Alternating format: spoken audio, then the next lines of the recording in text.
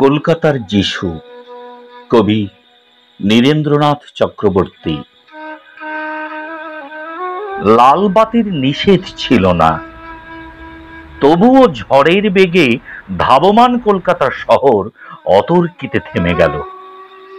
ভয়ঙ্কর ভাবে টাল সামলে নিয়ে দাঁড়িয়ে রইল ট্যাক্সি ও প্রাইভেট, টেম্পো, বাঘমার্কা ডবল ডেকার।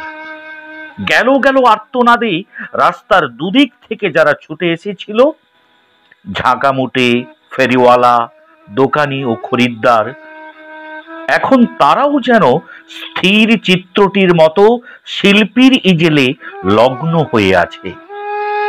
স্তব্ধ হয়ে সবাই দেখছে। টালমাটাল পায়ে রাস্তার এক পার থেকে অন্য পারে হেঁটে চলে যায় সম্পূর্ণ উলঙ্গ একটি শিশু। খানিক আগেই বৃষ্টি হয়ে গেছে চৌরঙ্গি পাড়ায়, এখন রোদ্দুর। ফের অতি দীর্ঘ বল্লমের মতো মেঘের হৃৎপিণ্ড ফুঁড়ে নেমে আসছে, মায়াবী আলোয় ভাসছে কলকাতা শহর।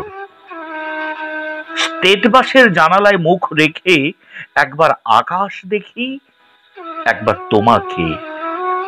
ভিখারি মায়ের শিশু, কলকাতার যিশু। সমস্ত ট্রাফিক তুমি মন্ত্র বলে থামিয়ে দিয়েছ।